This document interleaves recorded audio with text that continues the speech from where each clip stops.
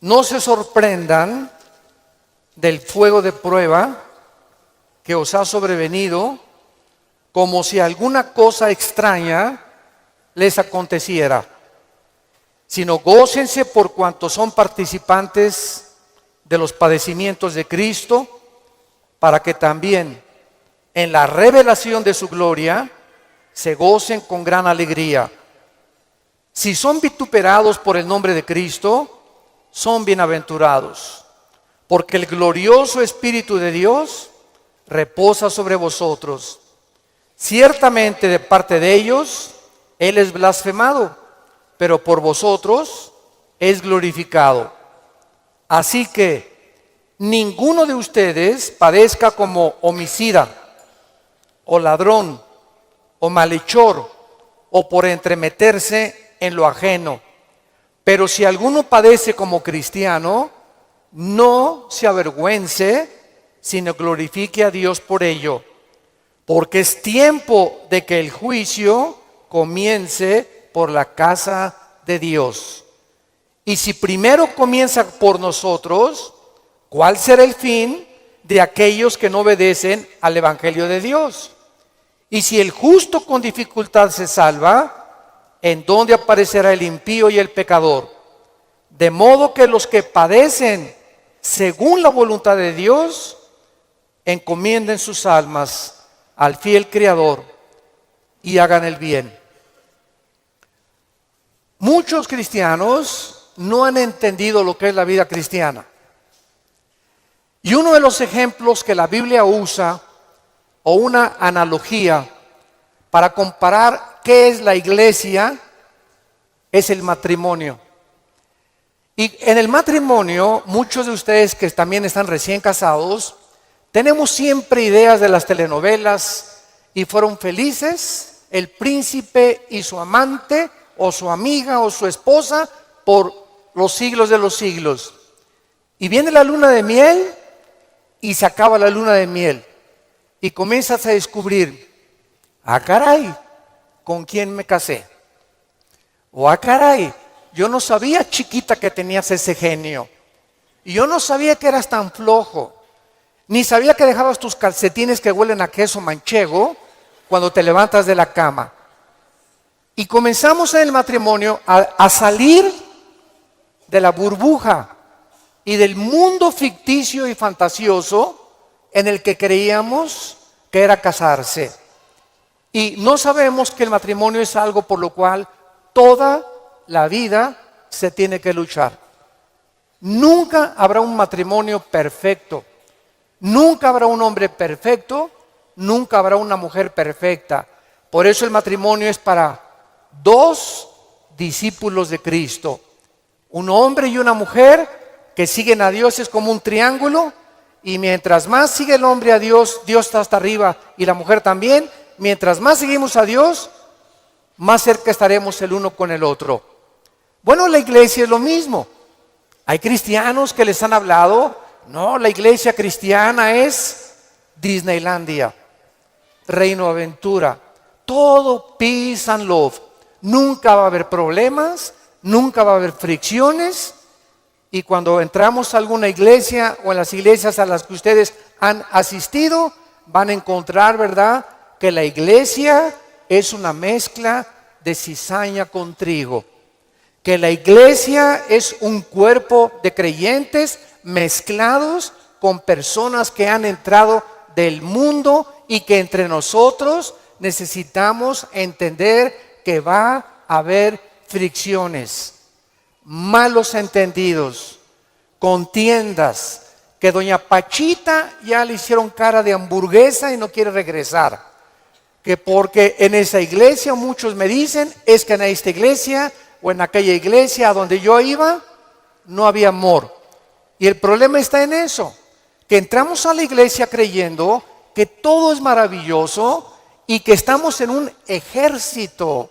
Somos soldados en un campo de batalla, en un mundo ocupado por el enemigo, donde nosotros vamos de paso. Todo lo que construyamos, todo lo que invertamos en este mundo, se va a quedar. Y cuando este mundo sea destruido, lo único que va a sobrevivir son las almas. Son las almas.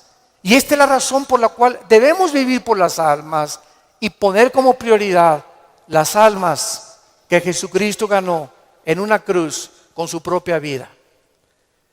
Todos los cristianos vamos a experimentar pruebas. Vean ustedes aquí antes de Pedro se encuentra Santiago en el capítulo 1. Santiago era hermano de Jesucristo.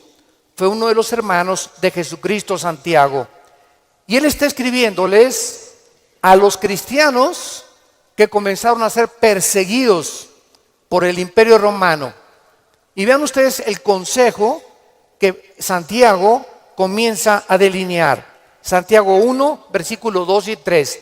Hermanos míos, tengan por sumo gozo cuando se hallen en diversas pruebas, sabiendo que la prueba de vuestra fe produce paciencia.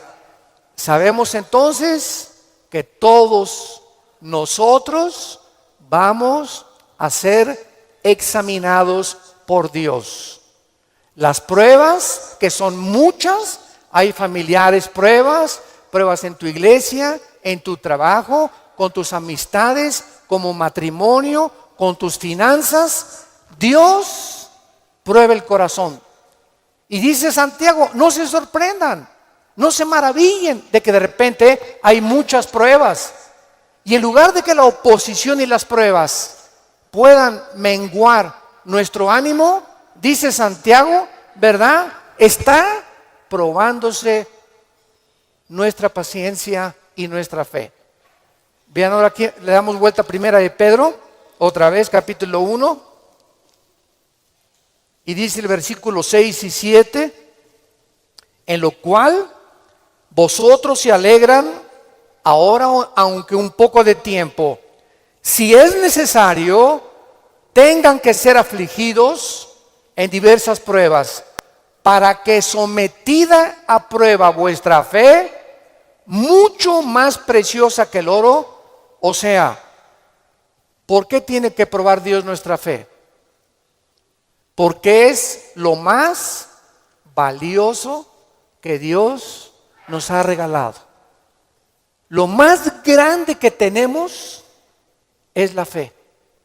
Y si queremos agradar a Dios, lo tenemos que agradar a través de la fe. Porque sin fe es imposible agradar a Dios. Por lo cual tenemos que entender por qué vienen pruebas, por qué me robaron mi coche, por qué tuve este problema con mi esposa, por qué este problema con mis hijos, por qué este problema en la iglesia, por qué este problema en el trabajo, por qué está el mundo ahorita como una olla hirviendo, donde las naciones están a un punto de una conflagración internacional. Aunque sabemos bíblicamente que si explota una guerra en Europa o en el Medio Oriente, no es todavía la tercera guerra mundial.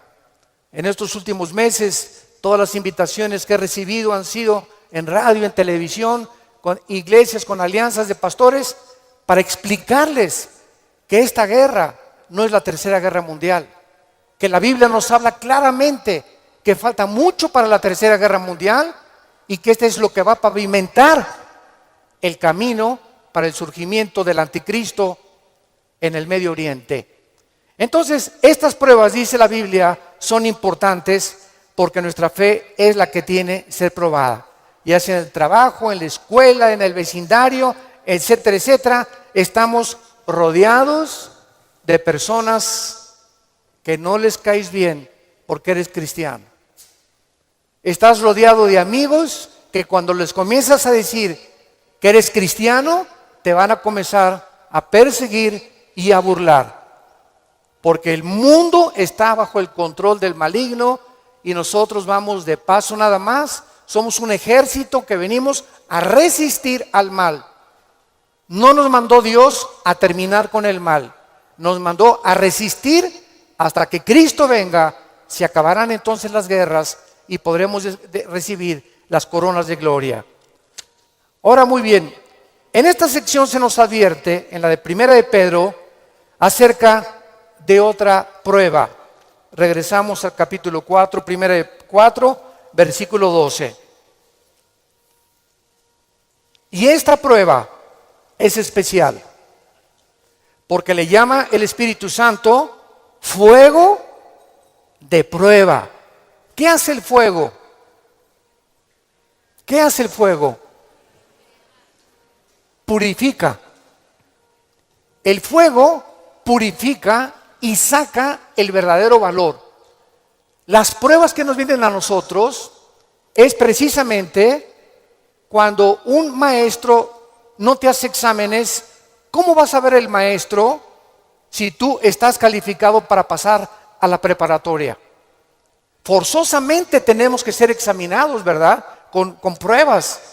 Ahora tú te puedes preguntar, ¿qué Dios no sabe si voy a pasar o no voy a pasar la prueba? ¿Para qué nos hace pruebas Dios? Los maestros, yo entiendo que es para saber el coeficiente intelectual o la intelectualidad o el conocimiento que tienen los alumnos. Pero Dios, ¿por qué nos prueba? ¿Cuál es la respuesta? Dios sabe lo que hay en tu corazón, pero Él quiere que nosotros sepamos lo que hay en nuestro corazón. Que descubramos a través de las pruebas cuánta maldad hay dentro de nosotros. ¿Cuántas cosas hay dentro de nosotros que necesitan ser quemadas todos los días? ¿Cuántas cosas hay dentro de nosotros? Porque aunque seamos cristianos, seguimos teniendo el potencial de ir en contra de las leyes de Dios. Por eso dice en Gálatas 5, las obras de la carne son esto y esto y esto: fornicación, adulterio, borracheras, drogadicto, hechicerías, ocultismo, etcétera, etcétera. Un cristiano puede caer en las cosas que él practicaba antes de que fuera cristiano, si el cristiano abandona a Dios. Y cuando descubrimos la maldad que hay dentro de nosotros, ¿qué podemos hacer?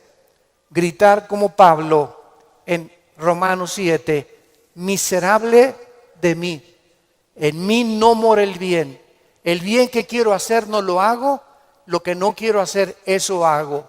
Entonces encuentro que en mi mente me dice, no fumes, el cigarro te va a molar los dientes, la lengua, la faringe, el esófago, la tráquea, los pulmones, el corazón. ¿Y por qué sigo fumando? Veo otra ley. Mi mente me dice, estás mal, pero mi corazón me dice, hazlo. Y mi carne le gana a mi razonamiento.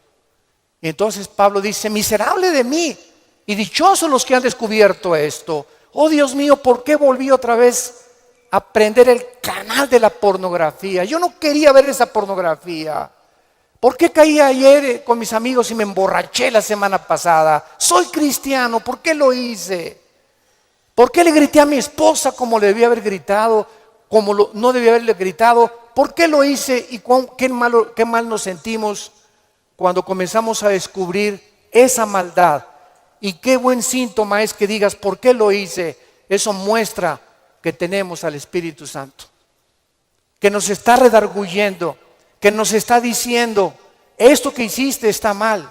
Antes lo hacías y no te importaba y te dormías ni pedías perdón. Pero ahora cuando pecamos nos damos cuenta, nos entristecemos, nos llenamos de una ansiedad tremenda en el corazón porque no tenemos paz. Es la paz que nos quita Dios hasta que vengamos a la cruz y le pidamos perdón y la sangre de Cristo nos limpia de todo pecado. Pero esta es la razón por la cual las pruebas Dios nos las manda, para que vayamos evaluándonos honesta, íntegra y sinceramente en qué nivel nos encontramos de espiritualidad. Vayamos a Santiago capítulo 1 otra vez con este versículo y vamos a ver algunas verdades prácticas antes de desarrollar el pasaje que acabamos de leer. Veamos algunas verdades prácticas de las pruebas. En primer lugar, las pruebas son algo común en la vida cristiana. Dice Santiago, cuando os halléis en diversas pruebas. En segundo lugar, estas pruebas en segundo lugar, van a venir en diferentes categorías.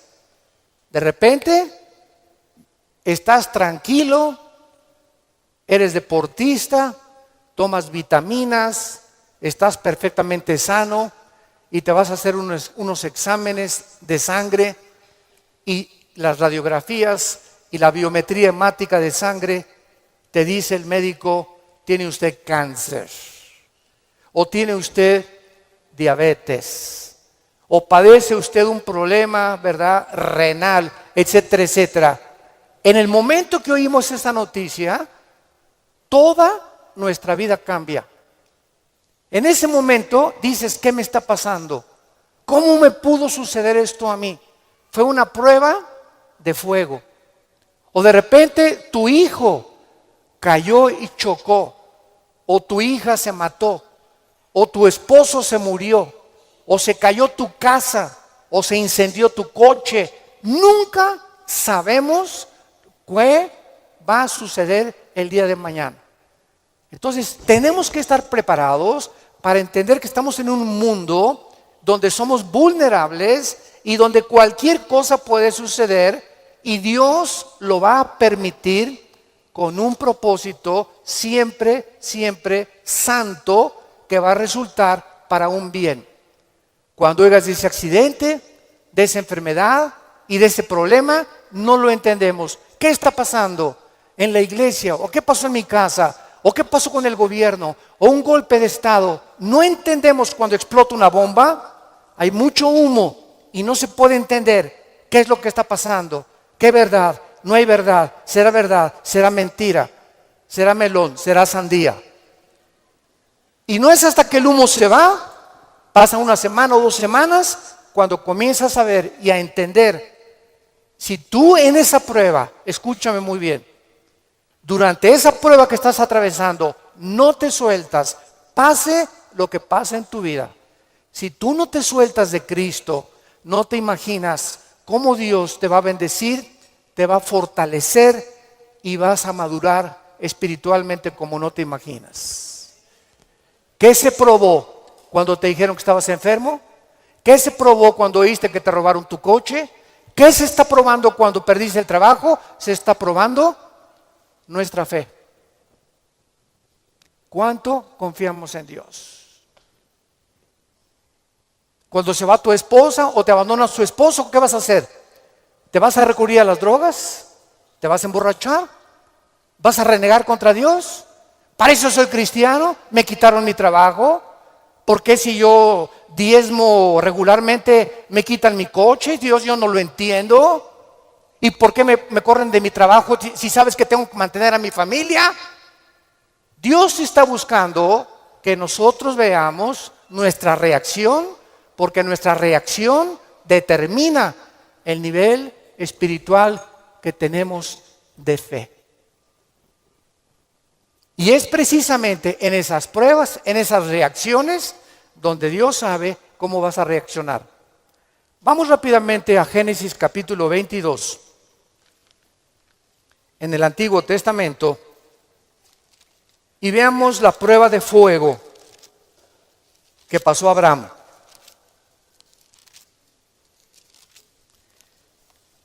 Abraham ya era un hombre maduro,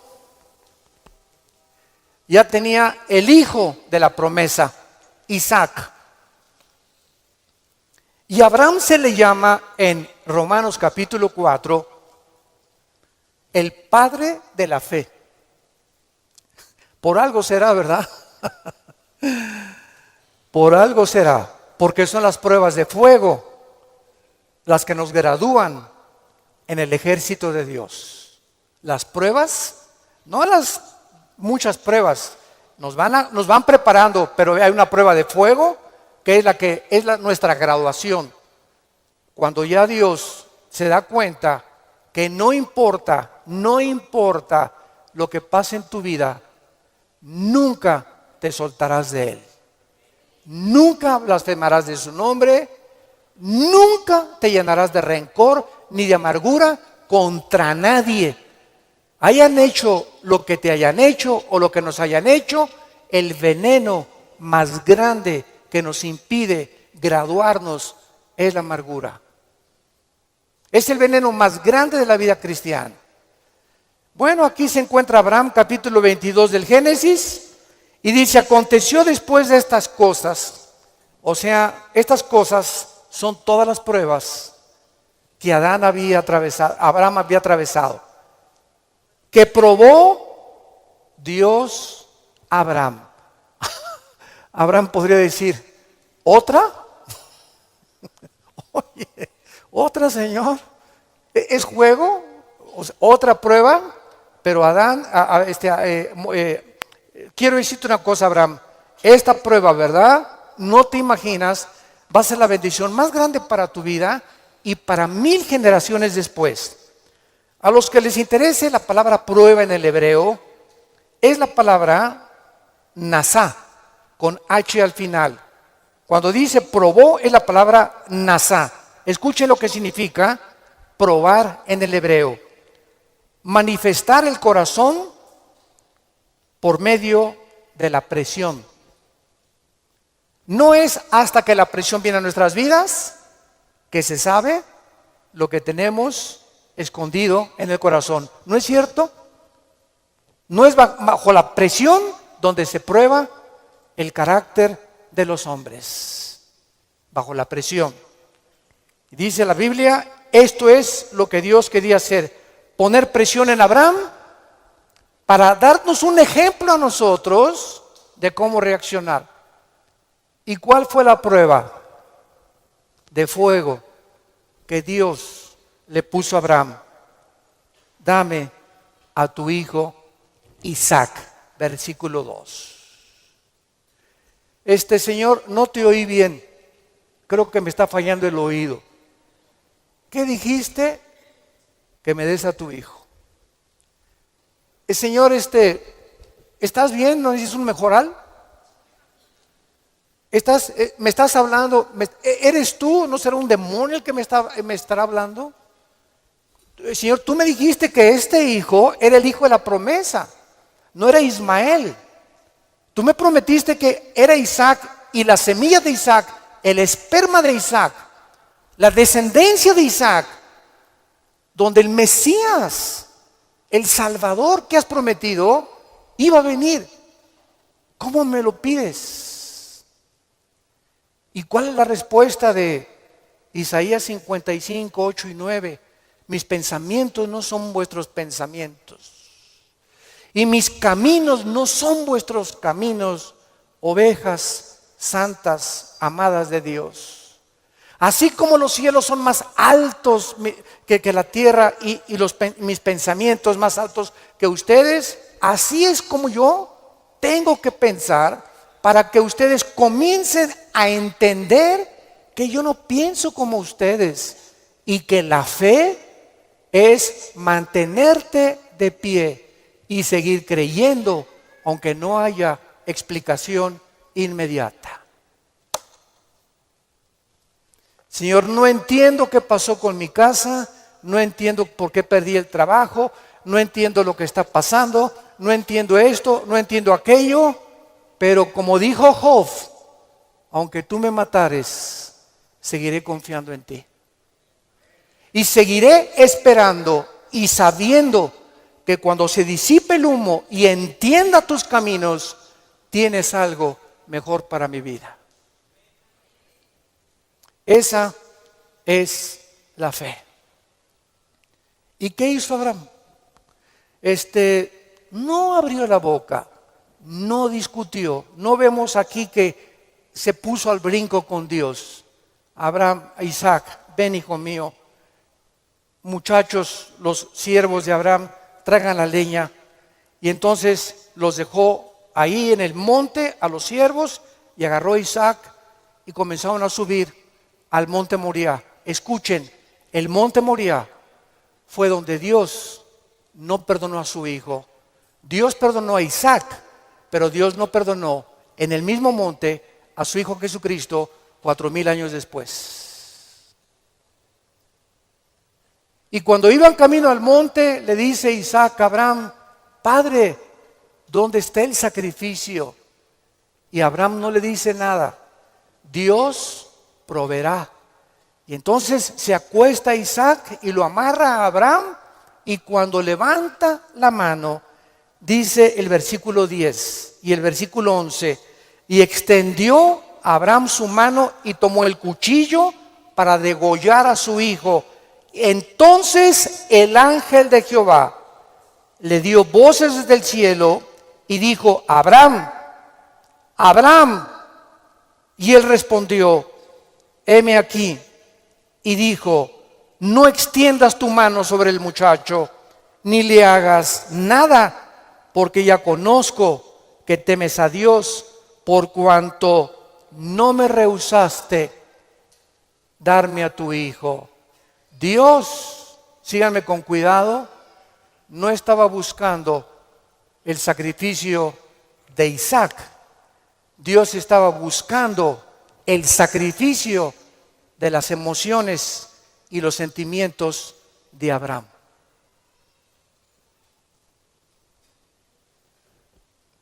Abraham tenía que pasar la prueba de morir a sus emociones y a sus sentimientos y amar a Dios con todas sus fuerzas y con todo su corazón, escúchenme, más que a su hijo.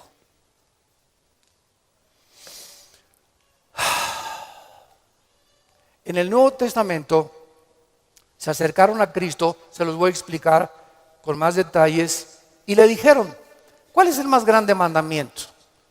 Y contestó Jesucristo: amarás a Dios con todo tu corazón, con todas tus fuerzas y con toda tu alma, y a tu prójimo como a ti mismo.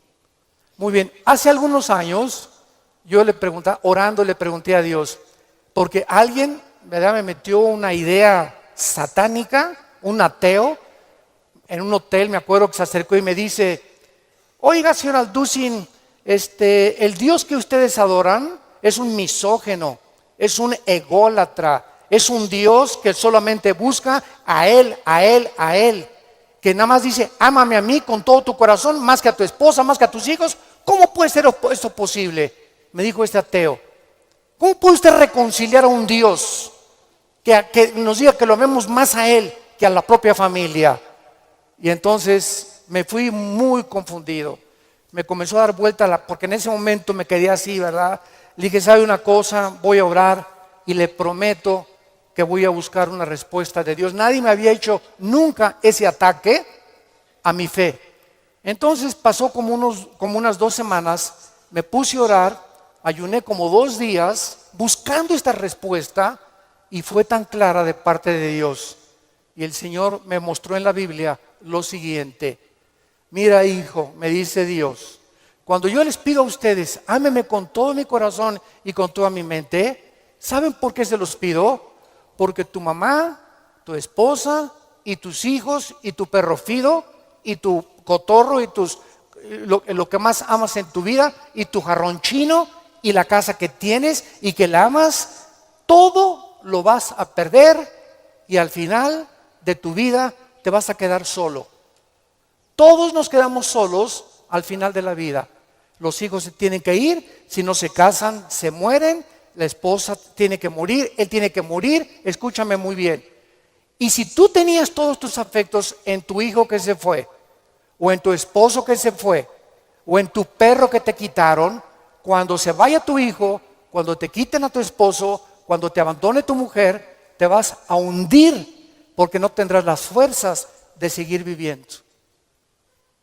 Pero cuando amas a Dios con todo tu corazón y con toda tu alma, y pierdes algo por acá, y pierdes algo por acá, y pierdes esto y por acá, ese amor que tú le tienes a Dios es el que nos sostendrá para seguir viviendo con Él, con las fuerzas de seguirlo amando.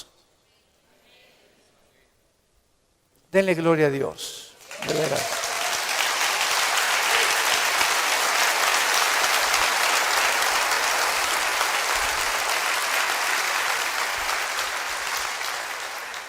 La fe es creer aunque no entendamos. Si Dios lo dijo, tiene una razón. Detrás de cada mandamiento de Dios se encuentra la sabiduría de Dios. Cuando Dios le dice a los jóvenes: no forniquen ni tengan relaciones sexuales antes de casarse, gritan los jóvenes y protestan los jóvenes. ¿Nos quieres quitar la felicidad? ¿Qué tiene? Así nos vamos a conocer mejor antes de casarnos. Pero detrás de esa prohibición que Dios tiene es el inmenso amor que Él nos dio desde la cruz. Por amor te lo digo, jovencita, te dice Dios, por amor que te tengo, joven que me escuchas. Tú no te imaginas las consecuencias de la fornicación. Vas a los 18, 19 años a ver crecer tu pancita, te vas a tener que salir de la escuela, él va a resultar con que no te quiere. Es increíble que por no haber puesto ustedes freno en sus relaciones meses antes, hayan ustedes acabado en un pecado que se llama la fornicación. Dios es sabio y nos dice a los casados, no cometerás adulterio. Dice Salomón en Proverbios 6, versículo 32, el que comete adulterio es falto de entendimiento, corrompe su alma el que tal hace. El que comete adulterio echa a perder su matrimonio, sus hijos, los celos, la infidelidad, que tarda años en poder levantarse. ¿Y todo por qué? Por tu ego, por tu orgullo, por tu vanidad de querer irte con una muchacha más joven o con otro hombre sin tomar en cuenta a tu propia familia. Es el ego siempre el enemigo de nuestro Dios. Dios sabe por qué nos da las provisiones que nos da, porque nos ama y quiere lo mejor para nuestra vida. Y finalmente aquí en estas verdades prácticas en Santiago encontramos también, ¿verdad?, que las pruebas prueban la fe que tenemos y la fe nos muestra cuánto confiamos en Dios. Dice en el Salmo capítulo 11, versículo 1 y 2. En Jehová he confiado. ¿Cómo decís a mi alma que escape al monte cual ave? Porque aquí los malos tienden el arco, disponen sus saetas sobre la cuerda, para asaetear en oculto a los rectos de corazón. Si hubo un hombre perseguido, calumniado, vituperado, despreciado entre los héroes de Dios, fue el rey David. A los 17, 18 años lo ungen, Samuel, tú vas a ser rey de Israel. Ah, dice David, qué suave. Bueno, pasaron casi 12 años, vean esto, desde que lo ungen con sus hermanos, pasaron 12 años, hasta los 30 años de edad, 12 años de pruebas. El hombre que Dios había escogido para sentarlo en el trono de Israel, tenía que ser probado. Y tenía que ser probado en la amargura, en el rencor, en la confianza en Dios, en saber que no importa, aunque me rodee un ejército y aunque tenga las miles de amenazas, Dios es mi salvación, mi fortaleza y mi luz. ¿De quién temeré? Dice el Salmo 27.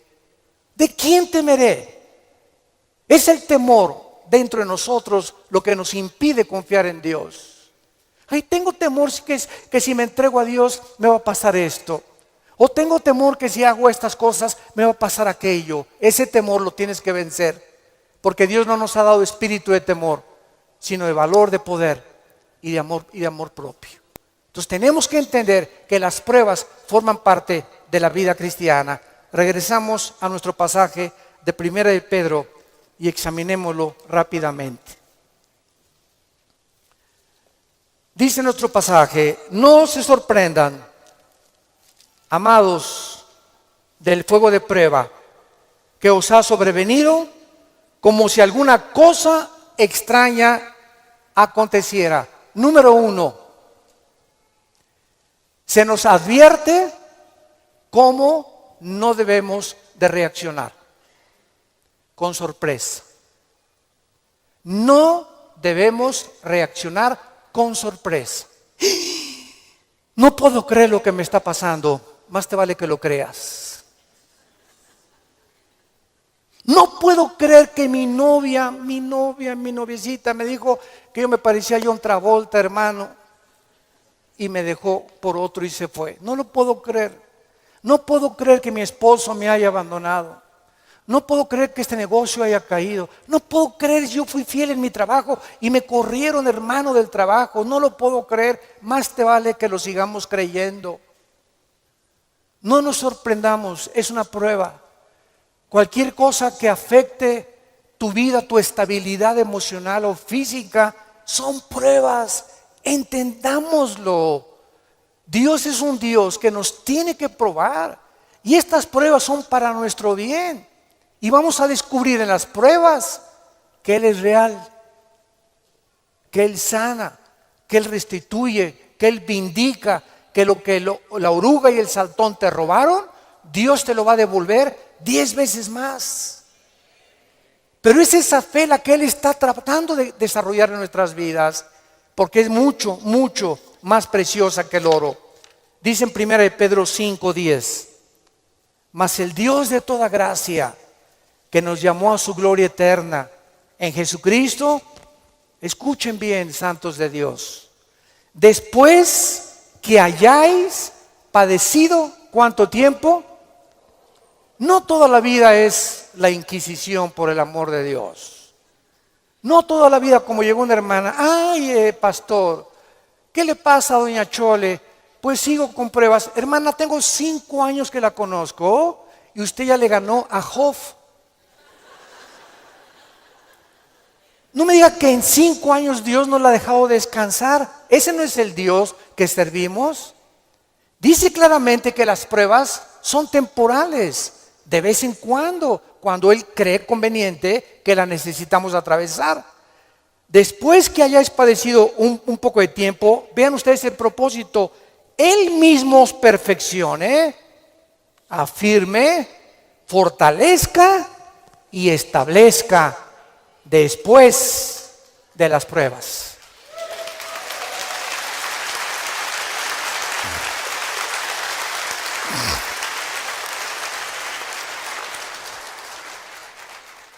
Ahora veamos lo que tenemos que hacer. Primero de Pedro, en nuestro pasaje capítulo 4, versículo 13. Número 1, se nos manda que cuando te digan, te robaron tu coche, se fue tu esposo, se fue tu esposa, te pasó esto, te pasó aquello, te goces. Cualquiera diría, ¿está usted loco? ¿Está usted loco? ¿Cómo voy a gozar cuando me dijeron que tengo diabetes? ¿Cómo voy a gozar cuando me robaron la cartera del cristalazo? Hermano, ¿no está viendo cómo estoy? Que tengo aquí un martillo para encontrar el que me rompió el carro. Le voy a dar un martillazo en la cabeza si me lo encuentro. O mi esposo, ¿verdad? Con la cara de cocodrilo. Qué bueno que se fue el cocodrilo y que se fue, ¿verdad? Ten mucho cuidado que tu reacción sea de gozo. Y les voy a explicar lo que se encuentra detrás. Cuando Job llegaron y le dijeron, quemaron tu rancho, tus camellos, tus ovejas, tus vacas y tus hijos. Y estoy seguro, por la clase de esposa que tenía, que si ella se lo hubieran llevado, hubiera estado más contento. Y a propósito, Dios se la dejó a ella. Yo entiendo cada vez más a mi Señor. No por ti, mi amor, mi esposa no va a creer. Y entonces la esposa llega, ¿verdad? Y le dice a Job, maldícelo. Maldice a Dios. Y contesta Job y le dice a la esposa, vean la calidad moral y espiritual y de fe que tenía este hombre en Dios. ¿Qué acaso recibiremos de Dios solo lo bueno y no lo malo? Bendito sea el nombre de Dios, porque Él da y Él quita en su soberanía. Qué tremendo, ¿verdad?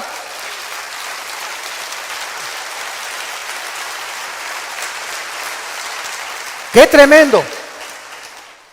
Entonces, en ese momento, cuando somos asaltados por dudas y malas noticias, en otras palabras, porque son malas noticias, en ese momento tengamos mucho cuidado de no permitirle a nuestro corazón que nos gobierne la lengua. porque de la abundancia del corazón habla la boca. Entonces, en lugar de preferir maldiciones o acusaciones, o eres tú Dios, o compartirlo con otras personas, híncate. Filipenses 4, 6 y 7. Híncate y dale a conocer a Dios. Señor, no entiendo lo que está pasando. No entiendo por qué me pasó esto. ¿Por qué esta enfermedad? Oh Dios, no entiendo, pero quiero seguir confiando en ti. Solo te pido que mientras esto pasa y no lo entiendas, me fortalezcas y me muestres la razón para que yo pueda seguir bendiciéndote y adorándote. Es el tiempo más difícil de nuestra vida cuando no entendemos lo que está pasando. Vamos rápido a 2 Corintios capítulo 12. 2 Corintios capítulo 12 y veamos lo que le pasó al apóstol Pablo y la forma como él reaccionó. 2 Corintios 12.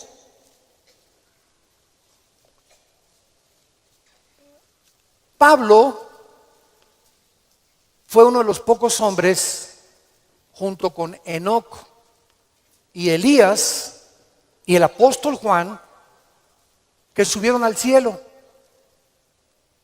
En el Nuevo Testamento, Pablo y Juan fueron los dos únicos apóstoles que subieron al cielo sin morir. Fueron sacados de su cuerpo espiritualmente.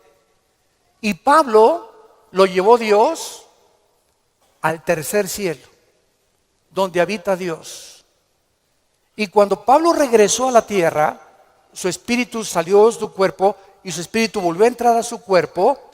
Pablo dice que lo que él oyó allá en el cielo y lo que él vio, no había palabras humanas para poder describirlo.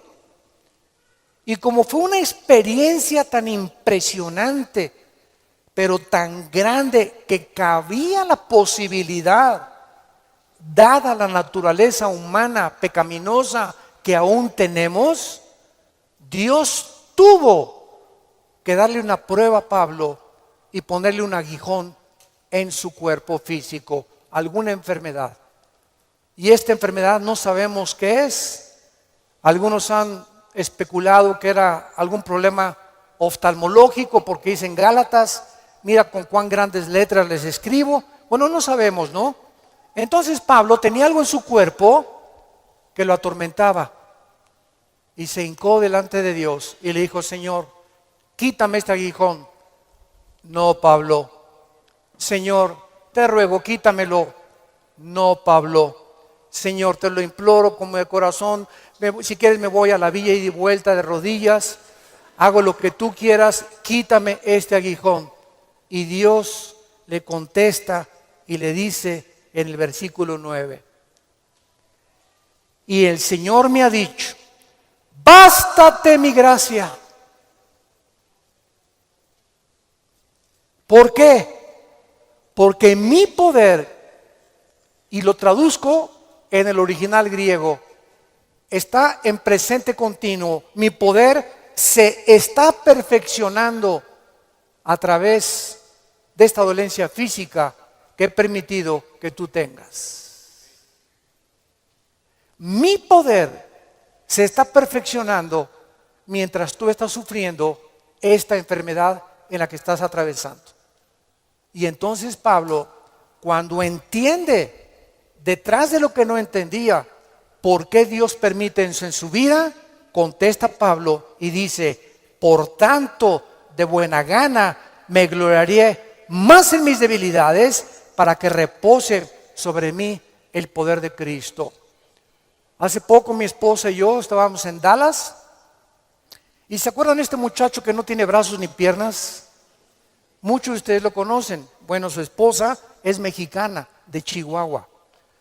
Y estuvimos ahí como una hora mi esposa y yo y nuestros 3 hijos compartiendo con ellos en una iglesia de Dallas, y nos querían conocer también a nosotros, bueno, que también conocían nuestro ministerio, etcétera, etcétera. Y cuando yo me acerqué a abrazarlo, a este muchacho, ¿de dónde lo agarro? Nunca había tenido esa impresión, me quedé como paralizado. ¿Qué hago, no? Y él me hacía así. Bueno, pues entonces como un costal, ¿verdad? Lo agarré y lo hice así. Y me dice, levántame. Y le comencé a hacer así. Y entonces le pregunté y le dije, sinceramente, platicando con él, ¿por qué nos dijiste que quién era feliz? Y entonces en la reunión que él tuvo, le preguntó a la gente, ¿quién de ustedes es feliz? Y muchos que estaban, yo sí o no. Y me dice, yo les quiero contestar algo.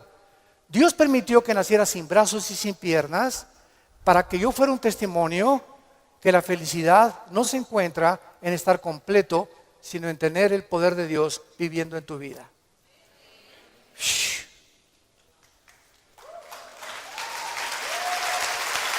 ¡Qué tremendo!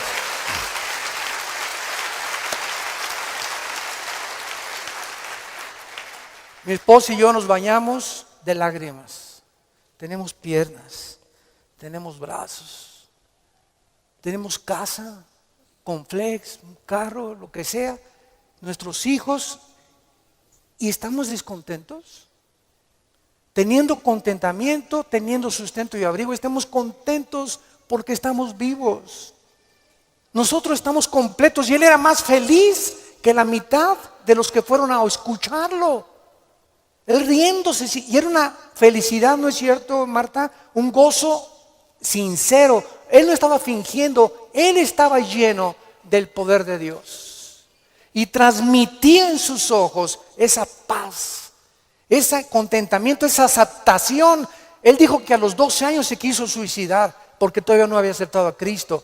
Y se metió y dice, ¿cómo me suicido? ¿Con qué? Ni modo que agarre una pistola y le haga así, ¿verdad? Se metió a la tina del baño y con la boca abrió la llave y se quería morir ahogado. Y cuando estaba el agua subiendo, muchos de ustedes que ya no oído su testimonio, yo lo traigo grabado en mi iPhone, dice que en ese momento dijo, si yo me quito la vida, nunca podré compensarles a mis padres y los haré culpables a mis padres, porque siempre se lamentarán porque yo nací así, y si hay un Dios, nunca conoceré el propósito por el cual permitió que yo naciera sin brazos y sin piernas. Y apagó la llave y le dijo, yo no entiendo, al año se convierte a Jesucristo. Y ha ganado millones de almas. Dios dicen que hay uno entre 15 o 20 millones de seres humanos que nacen así. A este muchacho Dios lo escogió Dios para dar un mensaje al mundo. La felicidad no está en el dinero, ni en tener salud, ni en tener casa, ni en tener vehículos, sino si tú tienes a Jesucristo y la paz de Él que sobrepasa todo entendimiento.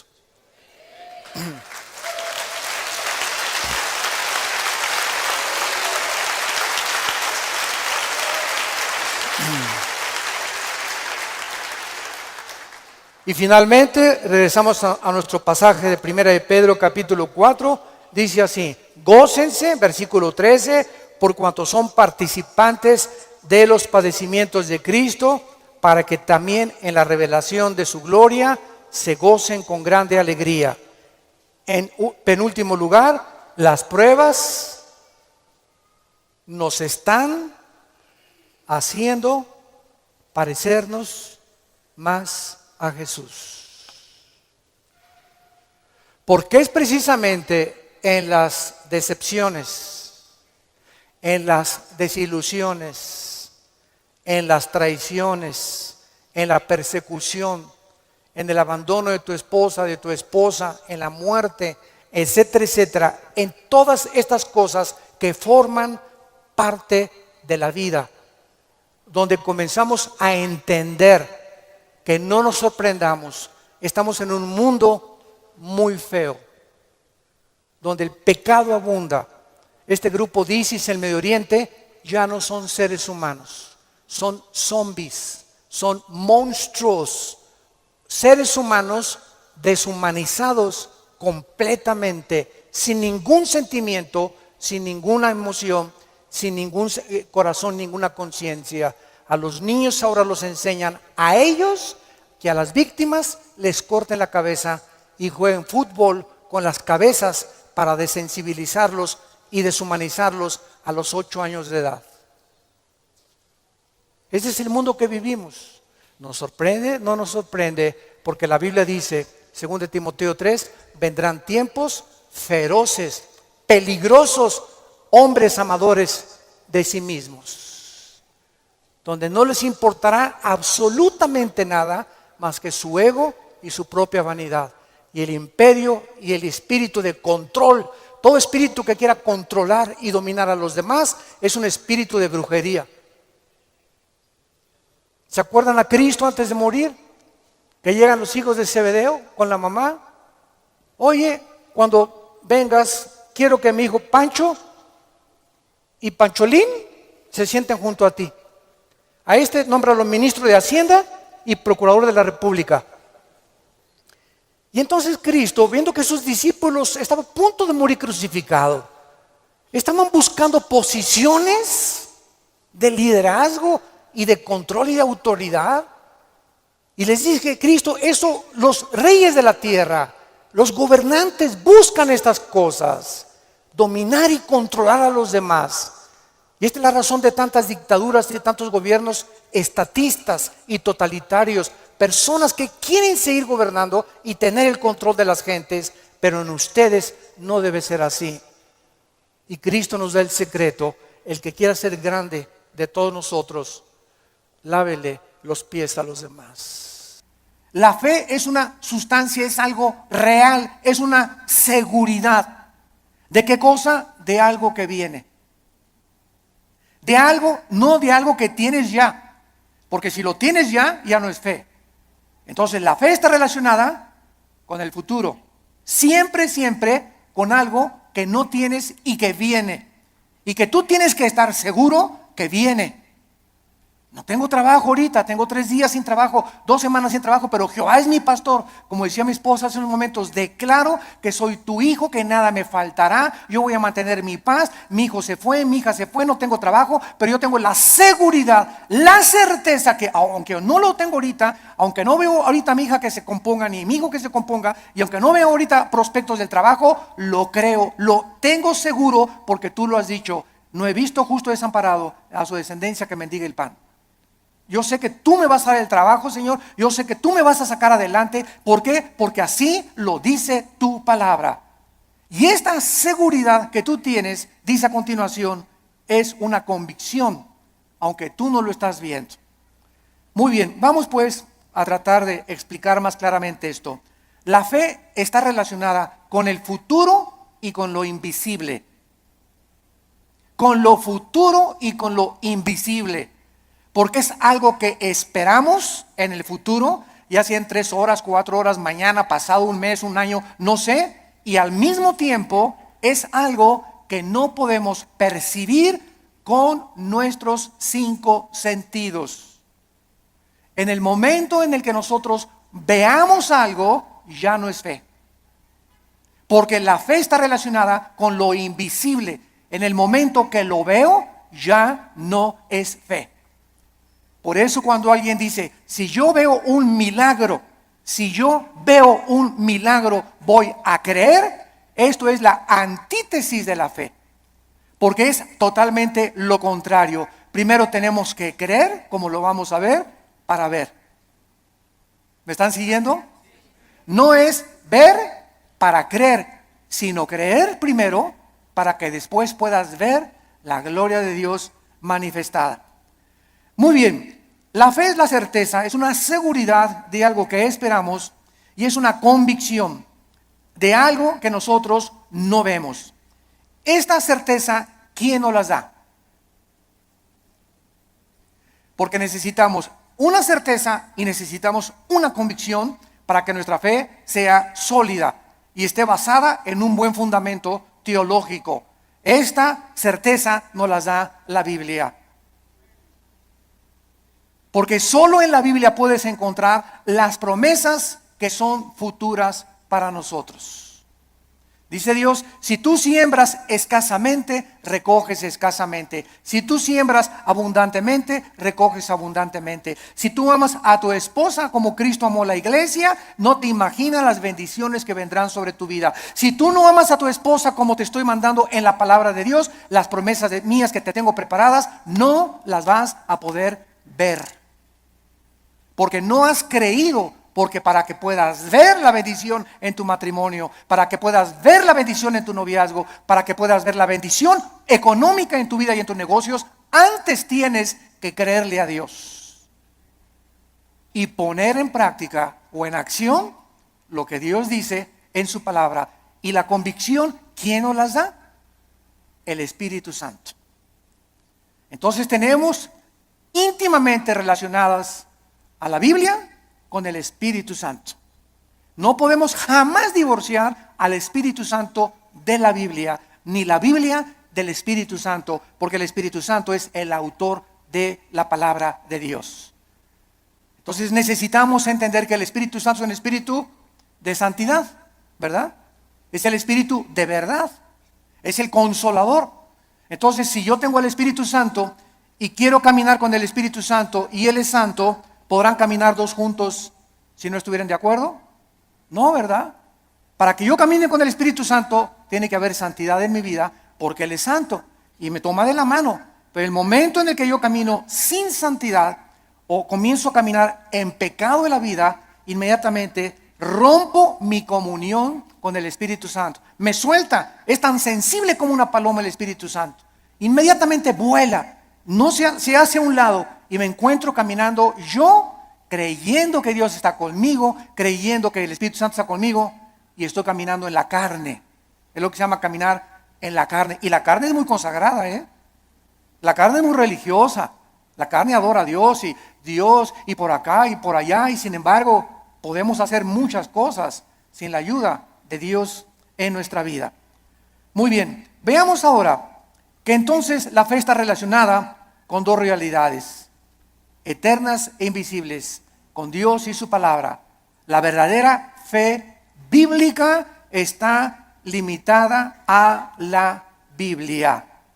En otras palabras, hace algún tiempo recuerdo que unas personas me dijeron: Armando, ¿por qué eres tan incrédulo? ¿Por qué no crees que el orito que está cayendo del cielo lo manda Dios y las piedras preciosas que están cayendo en nuestra iglesia son de Dios? Y yo les contesté sencillamente: porque Dios no me manda a creer eso. Yo creo lo que la Biblia dice, pero el hecho de creer cualquier fenómeno o cualquier acción, aunque sea milagrosa, no implica que sea de Dios. Porque el diablo puede hacer fenómenos y puede hacer milagros también. Entonces, no me pueden nadie catalogar, ni tampoco a ti clasificarte como que eres un incrédulo y no lo crees. Claro que lo creo, pero si está en la palabra de Dios. Pero si yo encuentro en Proverbios capítulo 2 que la Biblia me manda y me dice que busque la sabiduría y no las piedras preciosas y no el oro, ¿qué me está diciendo el Espíritu Santo con estas experiencias que se están manifestando en muchas iglesias? Que estas iglesias están tanto en la carne, que está ahora siendo engañadas.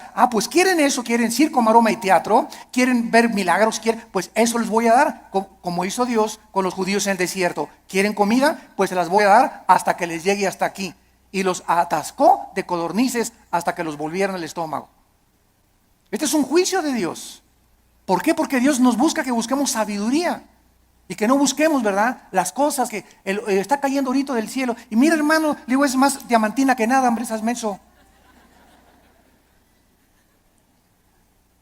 La fe está relacionada, está íntimamente ligada a la Biblia.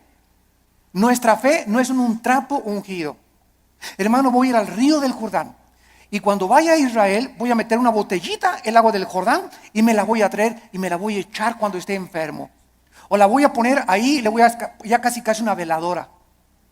Voy a traer agua del Jordán y me voy a bautizar del río Jordán. El agua del río Jordán y el agua del río Bravo, y el agua del río Nilo, y el agua del río Támesis en Inglaterra, es exactamente igual. El río Jordán no tiene propiedades milagrosas. Es el agua de un río donde hace 2000 años el Señor Jesucristo fue bautizado, pero el agua no tiene nada de milagroso. El río es como cualquier otro río, y el hecho que Jesús y el Bautista hayan bautizado ahí no significa que va a ser agua milagrosa. Estamos retrocediendo otra vez a Roma, a la agua bendita. Antes entraba a la iglesia y le metía la mano y me hacía por mí agua bendita, porque le hicieron así y le atribuían propiedades milagrosas. Esto se llama hechicería. Esto es vulgar hechicería, atribuirle a un objeto, a agua, trapitos o cualquier cosa, poderes milagrosos. Esto es hechicería. Los brujos usan cosas y collares y amuletos, talismanes, patas de conejo. Todo eso está relacionado con el mundo del ocultismo, no con la Biblia. Y les hablo tan claro como el azul del cielo hoy en la mañana, sin tapujos y derecho y a la yugular. Ya no podemos andar con rodeos. Ya no podemos andar diciendo que tenemos que hablar al pan, pan y al vino, vino. Tú tienes que entender ya claramente qué es la fe. Y ya no estar poniendo un objeto como hace algún tiempo. Me vende un trapito y ahí va la gente y compra el trapito ungido. O te mando este anillo que lo compré en Jerusalén. O este collar que tiene propiedades y porque este predicador en tal parte lo anunció. Y van y lo compran y se lo cuelgan y le atribuyen propiedades milagrosas. O ponen el trapito debajo de la almohada y se les va a quitar el dolor de cabeza. O va a traer que la maldición se va a ir de su casa. Todo eso está relacionado con el mundo de la hechicería. Eso ya no es fe. Y esa hechicería está entrando a las iglesias cristianas. ¿Por qué? Bueno, hace 2000 años en la iglesia de Gálatas, en Gálatas 5, versículo 1, el apóstol Pablo, si alguien no lo cree, les dice a los Gálatas, ¿quién los fascinó para no oír la verdad? Y esa palabra fascinar en el griego es hechizar. La iglesia de Galacia estaba hechizada, estaba controlada por demonios que habían entrado en falsos maestros y pastores que esta iglesia tenía y que les estaba enseñando a los cristianos. Es que no es suficiente la muerte de Cristo, necesitas circuncidarte, no necesitas poner árbol de Navidad, no necesitas hacer estas cosas, necesitas ahora agregarle a la obra de la cruz algo extra. Cuando la Biblia dice que cuando Cristo murió en la cruz del Calvario, se finí, caput, se acabó, consumado es, no hay nada que agregarle a la muerte de Cristo para el perdón que hemos recibido. Tratar de, después de la gracia de Dios, decir que necesitamos hacer ciertas cosas para completar la obra de Cristo, estamos llamándole que fue incompleta la muerte de Cristo, y esto es una herejía. Hace algún tiempo, bueno, más bien no algún tiempo, hace algunos días, me entrevistaron en un programa de televisión. Y una de las preguntas que siempre me hacen en Colombia, en Guatemala, donde quiera que voy es, ¿qué se pierde la salvación? Siempre me preguntan esa pregunta. ¿Por qué? Porque el 65-70% de la cristiandad cree que se pierde la salvación. ¿De dónde sacaron esta doctrina? De un hombre llamado Jacobo Arminio, que enseñó, y porque hay 5 versículos de la Biblia, nada más 5 contra más de 500 versículos en la Biblia que enseñan que la salvación no se puede perder. Además que es ilógico teológicamente. Entonces, estos 5 versículos parecen enseñar que la salvación se pierde, como si que te borraré del libro de la vida y que te apartaré y la rama, Juan 15, serán cortados, etcétera, etcétera, que parece indicar que la salvación se pierde. O 2 de Pedro capítulo 2, 22 al 24, que el perro regresa a su vómito, la puerca lavada a lavarse en el lodo. Pero sin embargo, cuando estudiamos estos versículos, nos damos cuenta que los sacaron de su contexto. Miren, es tan simple como esto. Cuando una persona dice que se pierde la salvación, ¿qué está diciendo? Síganme con cuidado. Está diciendo que al llegar al cielo, Pedro le va a decir, a ver, Pancho Pantera, ¿por qué te voy a dejar entrar al cielo? Y tú le vas a contestar, por la gracia de Dios, más me porté bien. Igual a la salvación. Eso es lo que se está diciendo. O sea, que la gracia de Dios no fue suficiente. Ahora que ya soy salvo, necesito portarme bien, porque si no me porto bien, pierdo la salvación. Entonces, ¿qué salvación nos dio Dios? ¿Temporal o eterna? Dicen Hebreos 9 y Hebreos 10 que nos hizo eternamente perfectos y santificados. En el momento que recibes a Cristo, recibes la eternidad. Estamos ya en el reino de Dios espiritualmente. La eternidad está dentro de nosotros, ya. Pero, y ahora en segundo lugar, ¿por cuántos pecados? Apunta todo esto para que te defiendas. ¿Por cuántos pecados murió Cristo en la cruz? ¿Por los pasados ¿Por los presentes o por los futuros? Por los pasados, los presentes y los futuros. Entonces, si existe un pecado que diga que nos hace perder la salvación, Cristo tendría que volver a morir. Cristo tendría que volver a pagar por ese pecado que te hizo perder la salvación. Porque la muerte de Cristo solamente te perdonó los pasados, pero los que tú cometas, tú eres responsable. Y si hay alguno que cometas, entonces Cristo tiene que volver a morir. Y entonces ya Cristo no murió por los pecados pasados, presentes y futuros, sino solamente por los pasados. Porque los que estás cometiendo, tendría Cristo que estar muriendo muchas veces para estar pagando por ellos. Ahora, si tú cometiste un pecado que te hace perder la salvación, la pregunta de los 64,000 pesos es, ¿cuál es, Pancho? ¿Qué pecado nos hace perder la salvación? Dice 1 Juan, la sangre de Cristo nos limpia solo de algunos. Eso dice, ni el homosexualismo, ni el divorcio, ni el transexualismo, ni el robo, ni el crimen, ni el asesinato, ninguno de estos pecados es el pecado imperdonable. Ninguno de estos pecados es la blasfemia contra el Espíritu Santo. El único pecado que no tiene perdón no lo pueden cometer los cristianos, solo los no cristianos, que es la blasfemia contra el Espíritu, rechazar la gracia de Dios, Hechos 7, 51 y 52, que es el pecado que cometieron los fariseos. Que después de oír al Hijo de Dios, después de oír la predicación de la palabra, no te quiero, no te quiero, no te quiero. Pero un cristiano, 1 Corintios 12, 2, no puede por el Espíritu ni siquiera blasfemar o maldecir al Espíritu Santo. Antes de ser cristianos, todos blasfemamos el nombre de Dios. Todos blasfemamos contra el Espíritu Santo antes de ser cristianos, ¿no es verdad? Todos cometimos pecados tremendos. Ahora, cuando nos muramos, otra pregunta, cuando nos muramos, ¿cuántos van a morir perfectos? ¿Dónde está San Anastasio por aquí? O Santa Rita de Casia. Cuando muramos, vamos a morir en pecado. A lo mejor hoy en la mañana le grité a mi esposo y me muero a las 2 de la tarde, ya me morí en pecado. A lo mejor hiciste una mentira a las 3 de la tarde y te da un ataque al corazón a las 7 de la noche, ya te moriste en pecado. Te pasaste un alto y ya te moriste en pecado si chocas. Todos nos vamos a morir con algún cierto de pecado, pero esos pecados ya fueron puestos en la cruz del Calvario. Entonces tendríamos que ir al purgatorio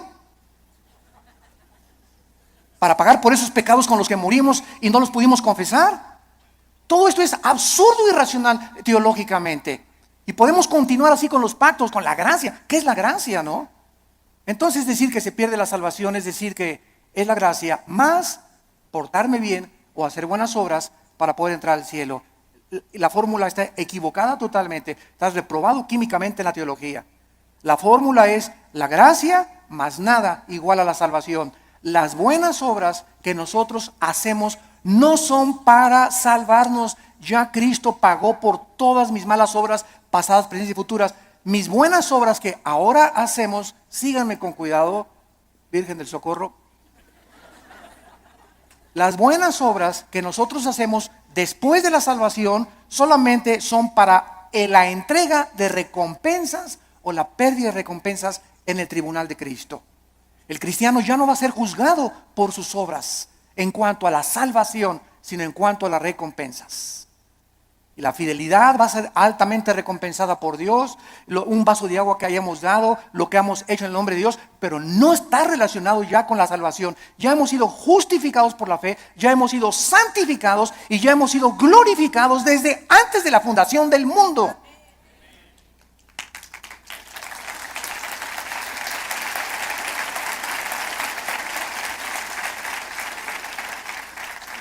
Tenemos que desenterrar otra vez la doctrina de la salvación en el siglo XXI y volverla a enseñar.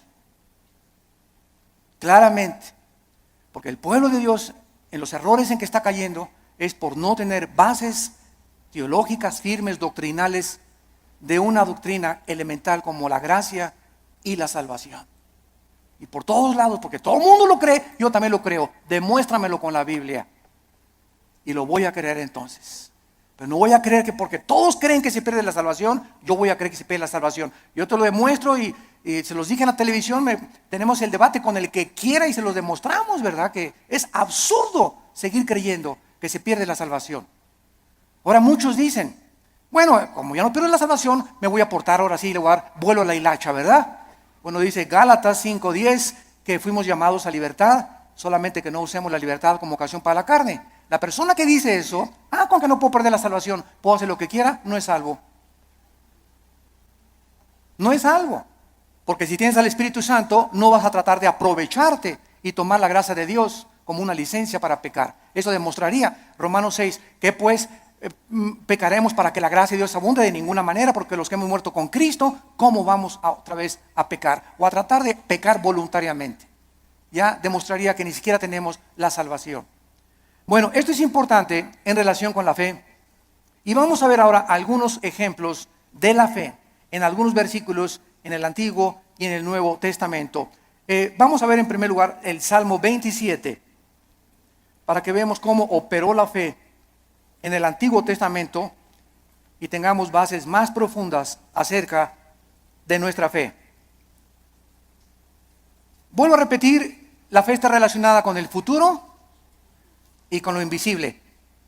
La antítesis de la fe sería ver, porque caminamos por fe, no por vista. La vista queda excluida de la fe. Y si camino por vista, está excluida la fe. Una de otra están excluidas. No pueden ser las dos verdad. O camino por fe sin ver, o veo y ya no camino por fe. ¿Está claro? Es muy importante aceptar este concepto. Si caminamos por vista, ya no necesito la fe. Si camino por fe, no necesito la vista. Cada una excluye, insisto, la otra. Esto es contrario a lo que el mundo dice. Ver para creer. Esa es la filosofía del mundo. Esa es la dimensión en la que el mundo se mueve.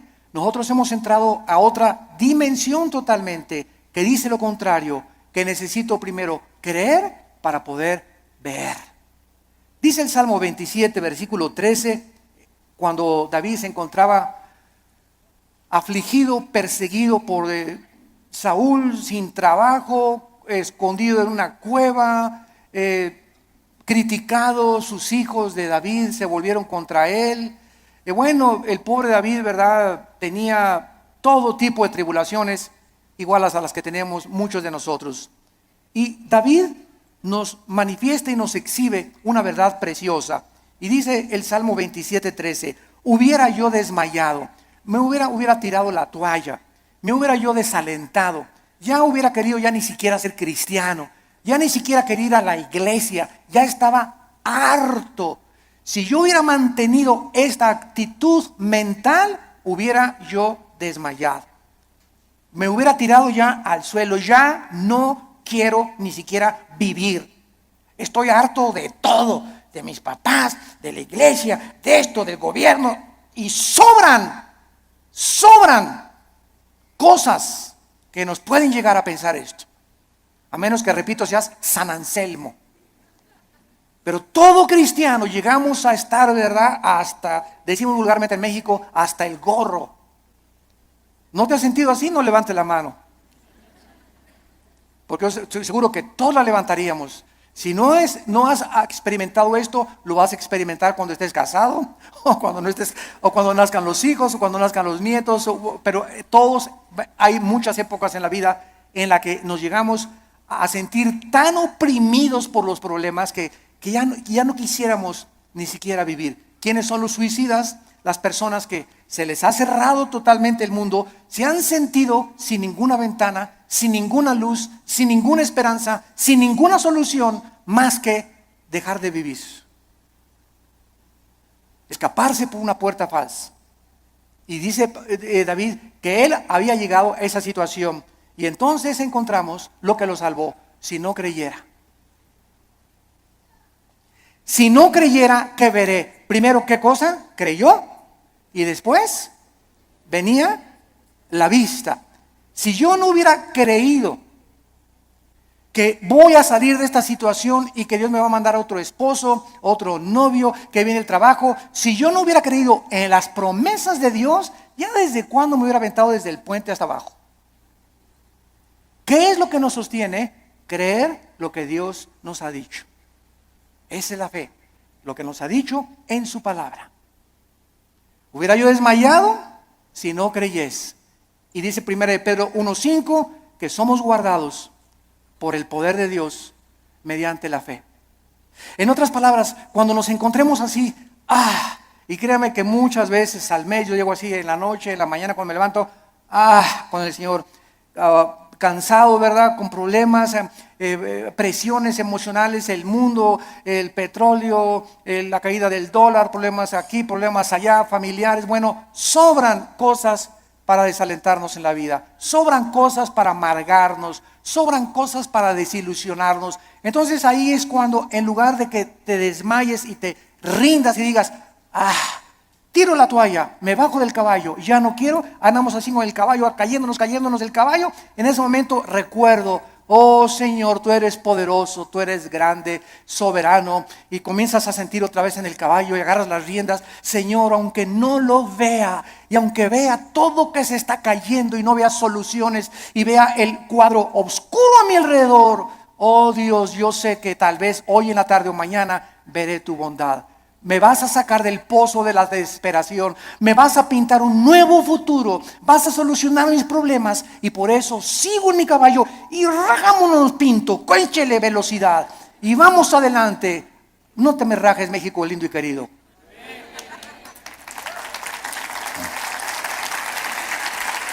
No nos echemos para atrás. Vamos 2-0. Pues ya. Puro gringote de 1.90, 1.95. No, ya no la hacemos. ¿Cómo que no la hacemos? ¿Cómo que no? Y ándele, ¿cómo que no la hacemos? Y eso de veras nos infunde ánimo. Porque es un cuadro físico de lo que espiritualmente debemos hacer nosotros. Crecernos al castigo. Ya no hay trabajo. Y nadie me quiere. Y me dicen risitos de oro, pero tengo nariz de corcholata. ¿Sabes una cosa? Bueno, ¿por qué comenzamos a sentirnos así? Porque estamos viéndonos en el espejo, porque estamos viendo la situación, porque estamos caminando por vista. Olvídate y desconéctate de lo que ves y lo que por tus 5 sentidos entran, y conéctate con la palabra de Dios. Diario, ven a la Biblia en la mañana a cargar las pilas, la energía. Chupa la fuerza espiritual que Dios tiene para nosotros, que es la que nos va a sostener. Nos separamos de la Biblia y nos vamos al suelo. Hebreos 11:27, otro ejemplo en el Nuevo Testamento de Moisés. Hebreos 11:27 dice así: por la fe, por creer lo que Dios había dicho, porque la fe nunca la desconectemos de la Biblia. Por creer lo que Dios ya había revelado en su palabra en el Antiguo Testamento, Moisés dejó Egipto. Si él hubiera sido guiado por sus emociones, vean ustedes, el temor, que es el más grande enemigo de la fe. El temor. El temor es la antítesis de la fe, es lo opuesto de la fe. Si Moisés hubiera dicho, el rey, si me voy me va a mandar los soldados, me mata, me corta la cabeza, él es el emperador de Egipto. Pero Moisés no vio al emperador de Egipto, no el temor que comenzó a meterse, porque el temor así entra como la termita, ¿verdad? Y nos comenzamos a sentir así que, y el temor, y comenzamos hasta a sudar frío, y comenzamos a temblar por el temor, y saldrá esto, y saldrá de la operación mi abuelita, y podremos... Y dejamos que nos domine esta emoción, comenzamos a alejarnos de Dios y comenzamos a perder el poder de Dios que está viviendo por fe. Moisés dijo, antes de tenerle miedo al faraón, antes de tenerle miedo a su abogado, antes de tenerle miedo a mi suegro, antes de tenerle miedo a mi ex esposo, antes de tener miedo de nada ni de nadie en este mundo, tengo temor de Dios. Y eso fue lo que hizo Moisés. No vio el temor del emperador, los ejércitos que tenía, y dejó Egipto. No fue gobernado por el temor, sino creyó lo que Dios le había dicho y venció sus emociones. Porque se sostuvo como viendo físicamente a Dios. ¿Eso dice? Este está en 3 Pancho 3:1. Porque se sostuvo viendo algo que no se veían con sus ojos, ni se experimentaba empíricamente con sus 5 sentidos. Se sostuvo por algo que nadie podía ver, pero él sí podía ver, y podemos ver los cristianos, que es a Dios. Viendo al invisible. ¿Con qué ojos lo vemos? Con los ojos de la fe. Es un par de ojos que el Espíritu Santo nos ha entregado que el mundo no tiene. Vemos no lo que vemos, vemos las cosas que no se ven, porque las que no se ven son más reales que las que se ven. Esto fue lo que hizo que Moisés se pudiera sostener. La fe nos capacita para ver lo que el mundo no puede ver. No hay trabajo, no hay esto, no hay aquello. El mundo, terremotos, se cae. Ahora que fue el terremoto de Japón, no sé si vieron ustedes un video de los muchos que han pasado, que primero el terremoto, el tsunami y el puntillazo, la fuga de gas radioactivo. Y pasaron a una japonesita que era cristiana, como de 80 años de edad. Y está la japonesita en el video caminando y dice, aquí estaba mi casa. Y para todos lados estaba viendo, y ahí estaban mis hijos, y ahí vivía mi sobrino. Y se queda la japonesita como de 80 años de edad, sin nada ni nadie en el mundo. Ni una cobija donde acostarse. Y se hace así las cabezas y dice, pero tú me seguirás sosteniendo. Bueno, las lágrimas comenzaron a caer de mis ojos. Pero fue así una cosa, ¿verdad? Para poner una película. Ahí estaba mi familia, ahí estaban mis papás, ahí estaban mis hijos, mis nietos, aquí estaba mi casa. No hay nada. Imagínate, de la noche a la mañana quedarte sin familia, ni vecinos, ni papá, ni mamá, ni nada. Y levantar los ojos, pero tú me seguirás sosteniendo. Esa es la fe. Sostenidos viendo lo que no se ve, con los ojos y la seguridad y la certeza y la convicción de lo que Dios ha dicho, no te dejaré ni te desampararé, aunque se acabe todo a tu alrededor. Veamos ahora en Juan capítulo 11. Juan capítulo 11, versículos 39 y 40. Se muere Lázaro. La familia de Lázaro eran las hermanas Marta y María. Marta es un ejemplo de la mujer afanada, María un ejemplo de la mujer que se acerca a Dios. Pero las dos nos representan a todos nosotros. No porque te digas Marta va a ser afanada, ¿verdad? Pero es un ejemplo solamente de que todos nosotros padecemos esta debilidad. De que muchas veces queremos ver para creer. Y tenemos que dominar esa tentación y ese impulso de nuestra antigua naturaleza. Entonces aquí en Juan 11:39, dijo Jesús, quiten la piedra. Marta, la hermana del que había muerto, dijo, Señor, y ella, porque es de 4 días. Jesús le dijo, ¿no te he dicho que si crees, verás? Ahí está otra vez. Marta, tú no tenías que haber visto que se alivió ahorita.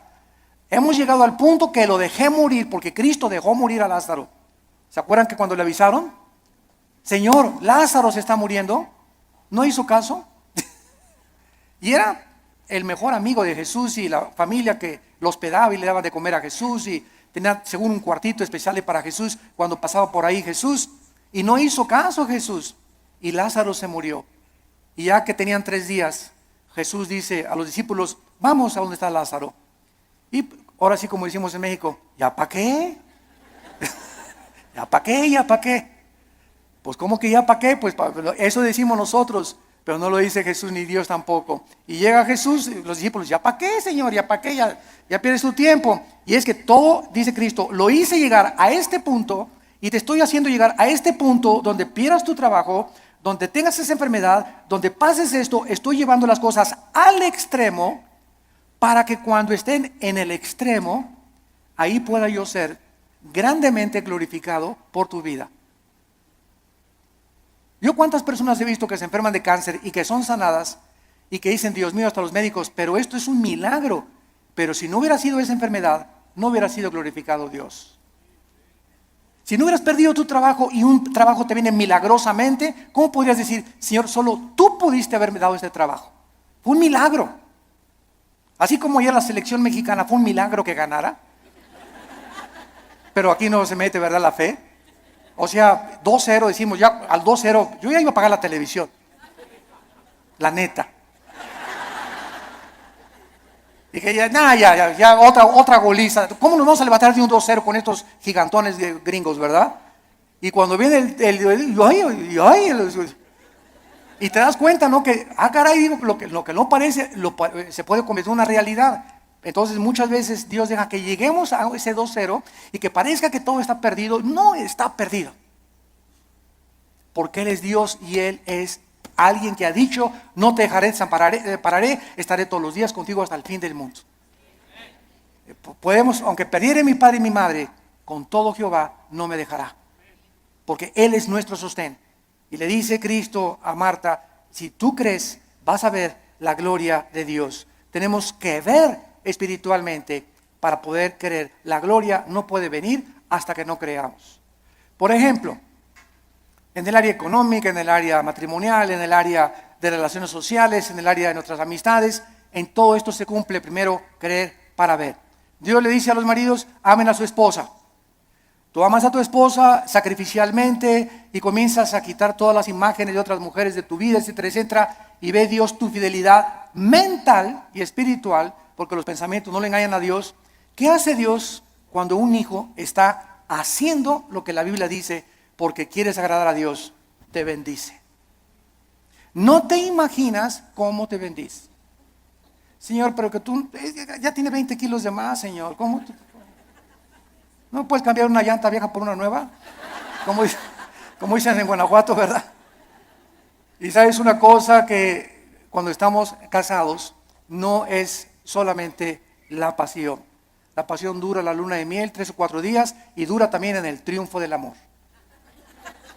Pero todas esas pasiones que tú ves y esos enganches que se dan en esas cosas no duran. Y claro que nos seguimos besando y todo, ¿verdad? Pero entonces ya entras al matrimonio y entras a un nivel donde no solamente es pura pasión, hay problemas y bajadas y comienzas a entrar a una madurez donde maduras con tu esposa y te das cuenta que es una relación que tiene que durar toda la vida hasta que la muerte nos separe, porque está basada en un cordón de 3 dobleces, que es Jesucristo.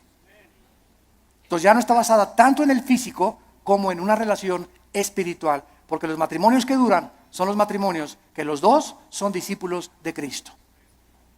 Cuando dos caminan hacia Dios, es como un triángulo. Dios está en la punta del triángulo y aquí está el hombre y la mujer. Cuando el hombre y la mujer caminan los dos siguiendo a Cristo, cada vez están más cerca el uno con el otro, porque más cerca están de Dios. Y ya podemos vencer esas cosas de, cámbiame, la verdad. O es que no vas a tener Miss México toda tu vida. ¿Qué querías, verdad? Que tu esposa te durara así. Tiene que dar a los 50 años tu esposa, a los 60 años tu esposa, el cuerpo se deforma, igual él tiene panza de Santa Claus ya también, ¿verdad? Pero nos seguimos queriendo. Entonces nuestra antigua naturaleza demanda ver para creer, puesto que depende de los sentidos, pero no de la palabra de Dios. Y vemos en penúltimo lugar 2 Corintios 4, 2 Corintios 4, versículos 17 al 18. Y dice el apóstol Pablo, esto es tremendo. Estamos tratando de encontrar la fe en el Antiguo y en el Nuevo Testamento en algunos pocos versículos. 2 Corintios 4, 16 y 17 a 18. Por tanto, otra vez dice Pablo, no desmayamos. Qué peligroso es darnos por vencidos. Qué peligroso es tirar la toalla en la vida cristiana. Qué peligroso es desesperarnos. Qué peligrosísimo es desanimarnos. Qué peligroso es. Porque cuando un cristiano desanimado, para que se te viene una horda de demonios que van a agravar tu situación, se va a convertir en una cosa crónica en tu mente. Vas a comenzar a sufrir unas depresiones. Las personas que sufren de depresión continua, todos somos deprimidos de vez en cuando. Pero cuando somos deprimidos ya 3, 4, 5 días deprimido, estás bajo ataque del maligno. Porque el fruto del Espíritu es paz, gozo y amor. ¿Por qué has llegado a esa situación que estás así, que ni te toquen porque brincas, porque tienes una semana, 2, 3 semanas que te soltaste la palabra. Y comienzas a desmayar porque no estás aferrado a la palabra de vida. Por tanto, no desmayamos, dice el apóstol Pablo. Antes, aunque nuestro cuerpo exterior se va desgastando, el interior, no obstante, se renueva de día en día. ¿Saben ustedes que lo peor que existe para una persona es verse en el espejo? Bueno, claro que tenemos que peinarnos, ¿verdad? Y rasurarnos, etcétera, etcétera. Pero cuando ves, ya tengo 50 años, te viejito, ya. No, ya tengo 70, ya para qué, ya voy de salida. ¿Cómo que vas de salida a los 70 años? Ya tengo 80, ya voy de salida, ya para qué. ¿Cómo que vas de 80? A los 80 años Moisés fue llamado por Dios. A los 80 años Caleb le dijo a Josué, dame más montañas para conquistar. Cuando comenzamos a vernos físicamente, no, pues es que dice que a los 60, a los 70 se deteriora el cuerpo. Eso dice la ciencia, pero dice uno de los salmos que cuando nosotros confiamos en Dios, seremos fructíferos como las palmeras, tendremos fuerzas como las del búfalo y creceremos como los cedros del Líbano para continuar anunciando la justicia de Dios. ¡Qué viejo ni qué viejo! Dejemos que nuestro cuerpo se siga desgastando. Yo les he hablado tantas veces de nuestra abuela materna que murió hace algún tiempo, de 97 años de edad. Mi abuelita, 97 años de edad, no usaba bastón. Nunca se convirtió a los casi 80 años de edad, después de haber sido 30 años presidenta de la Acción Católica de México. A los 80 años de edad, vivió todavía 17 años más a los 97 en sus 5 sentidos. Y se levantaba a las 7 de la mañana, se emperifollaba y se ponía su loción Sanborns, se cubría todo, ¿verdad? Y caminaba, era la loción famosa en aquel tiempo, ¿verdad? Y la más barata también. Y estaba a los estudios y la llevaba a los estudios en la mañana y en la tarde. ¿Y ahora dónde vamos, hijito? Me decía a las 5 o 6 de la tarde el domingo. Le digo, abuelita, tú a tu casa y yo a la mía, le decía. Porque todavía traía cuerda a los 95, 96 años, traía cuerda todavía. Porque, a ver, y vamos a ver una película mejor de Walt Disney, ¿no? Y llévame a cenar. Abuelita, que me desgastas, abuelita, me dio más de 50 años de edad. Pero ¿qué era lo que la sostenía ella? Y que era nunca, siempre el gozo, siempre contenta, ¿verdad? Regañando a todos y por aquí y por allá. Se parece mucho a mi mamá, ahorita usted la conoce a la generala y mamá, ¿verdad? Sobre todo los que van a Liti, pero esa es energía que necesitamos tener. Y no estar, ya tengo, cacle. El interior se va renovando.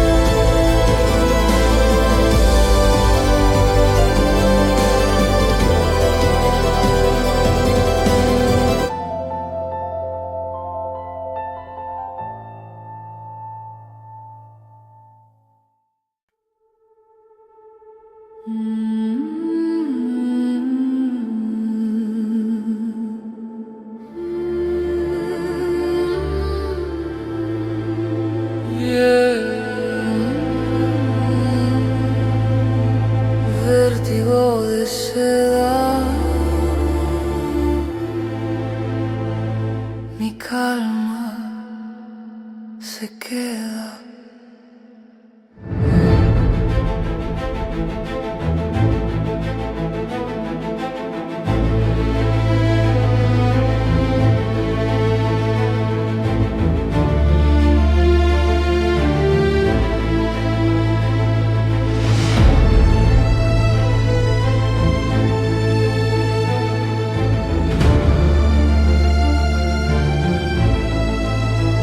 Tu piel me provoca, mi alma te toca, mi voz invoca, tu luz sofoca, la noche suspira, mi mente conspira, tu sombra delira, mi calma se vira.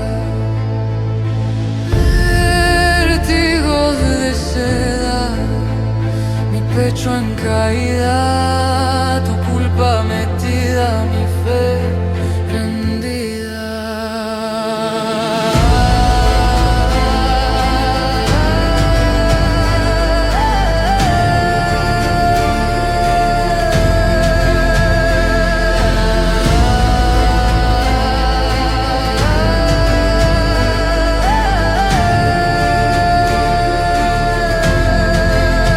Cada paso te nombra, mi alma en la sombra, tu beso me asombra, mi calma se alfombra, el aire me atrapa, mi pecho se escapa, tu nombre me tapa, mi voz se desmapa.